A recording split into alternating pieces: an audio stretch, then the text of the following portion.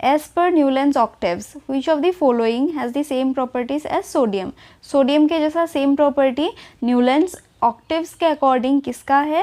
Then correct answer is lithium का होता है same property as sodium as per Newlands octaves. अभी ये न्यूलैंड्स ऑक्टेव्स है क्या एंड ये प्रॉपर्टी कैसे सेम होता है, किस किस एलिमेंट का सेम होता है, ये हम लोग एक बार देख लेते हैं बिकॉज इससे क्वेश्चंस बनते हैं केमिस्ट्री के पार्ट से। तो इस क्वेश्चन का करेक्ट आंसर है लिथियम। न्यूलैंड्स ऑक्टेव्स जो है ये दिया किसने था? देन ये जॉन न्यूलैंड ने दिया था in the year 1866। Important point, ये एक साइंटिस्ट थे, इंग्लिश साइंटिस्ट, जिन्होंने अरेंज किया था। तब तक जितने नॉन एलिमेंट्स थे, टोटल नॉन एलिमेंट्स 56 ही थे, वो 56 एलिमेंट्स जो इनको पता थे उनको इंक्रीजिंग एटॉमिक मास के ऑर्डर में इन्होंने अरेंज किया। अरेंज करने के बाद इन्होंने देखा कि जो सबसे लोअर एटॉमिक, इसमें जो हर 8 एलिमेंट होता है, एवरी 8 एलिमेंट का सिमिलर प्रॉपर्टीज मिल रहा था। जैसे कि ऑक्टेव होता है म्यूजिक में, जो सारे गामा पादा नीसा जो होता है उसी तरीके से फिर से सा में आ जाता है।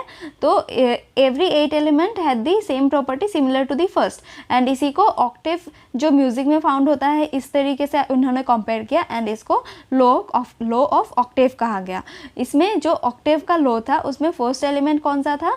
लोएस्ट एटॉमिक मास वाला एलिमेंट था सबसे first, hydrogen, and ended with thorium. Thorium जो था 56 एलिमेंट था, highest atomic mass, increase atomic mass में अरेंज किया था इन्होंने, that is why. And Newland octave के अकॉर्डिंग लिथियम एंड सोडियम का प्रॉपर्टी सेम है। एंड न्यूलैंड ऑक्टेव जो था इनके बहुत सारे लिमिटेशंस भी थे, जिसमें से एक लिमिटेशन ये था कि ये कैल्शियम तक ही एप्लीकेबल था, दैट इज कैल्शियम तक। तो ये वाला प्रॉपर्टी जो है that is every 8 element has similar property, ये वाला फॉलो हो रहा था, लेकिन कैल्शियम के बाद जो एलिमेंट्स थे उनमें ये फॉलो नहीं हो रहा था, तो इसको बाद में हटा दिया गया। Then Newland law of octave में जो एलिमेंट्स आते हैं उनको एक बार देख लेते हैं। ये देखिए सा रे गा मा पा दा नी, देन अगेन बैक टू सा।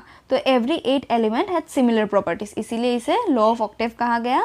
एंड इसमें जो सिमिलर प्रॉपर्टीज वाले एलिमेंट्स थे उन्हें एक ही पार्ट में, एक ही कॉलम में रखा गया। जैसे कि हाइड्रोजन, फ्लोराइन, क्लोराइन, कोबाल्ट, निकल, ब्रोमाइन, इन सब का सेम प्रॉपर्टीज होगा। आपको सारे के सारे याद नहीं रखने हैं, पहले 3 इस तरीके से आप लोग याद रखते जाए जो इंपॉर्टेंट एलिमेंट्स है, क्योंकि उन्हीं से क्वेश्चंस पूछा जाता है। जैसे कि सेकंड वाले में लिथियम सोडियम जो क्वेश्चन हमारा ऑलरेडी बना है, ये वाला क्वेश्चन इन्हीं दोनों में है, इन दोनों का सेम प्रॉपर्टी रहता है। उसी तरीके से पोटेशियम का भी सेम प्रॉपर्टी रहेगा, कॉपर का भी सेम प्रॉपर्टी रहेगा, रुबिडियम का भी same property. Then beryllium, magnesium, calcium, zinc same property, boron, aluminium same property, then carbon, silicon same property, nitrogen, phosphorus same property, oxygen same property. तो इस तरीके, oxygen, iron same property. इस तरीके से आप लोग जो इंपॉर्टेंट एलिमेंट्स हैं उन सबको याद कर लीजिए, बिकॉज इसी से क्वेश्चंस बनते हैं। अगर आपको मार्क्स सिक्योर करना है तो आप लोग को ये याद करना ही पड़ेगा, आपके पास और कोई ऑप्शन नहीं है।